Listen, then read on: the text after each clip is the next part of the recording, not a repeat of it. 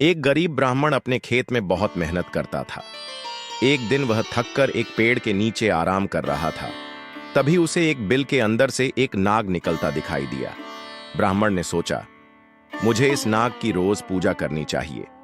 इसकी कृपा से शायद मेरे खेतों में अच्छी फसल होने लगे। उस शाम उसने उस नाग को दूध अर्पित किया और कहा, खेतों के रक्षक, मैं आपको यह दूध अर्पित कर रहा हूं। कृपया आप मुझ पर अपनी कृपा रखें।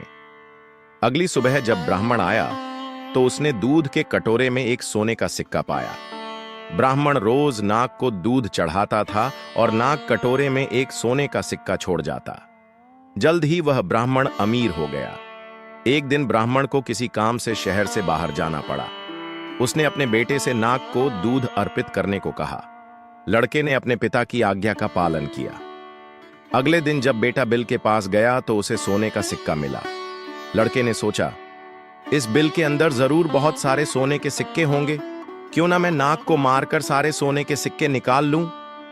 उस शाम को उसने सांप को लाठी से मारने की कोशिश की। नाग को गुस्सा आ गया और उसने लड़के को डंस लिया। नाग के जहर से लड़का मर गया।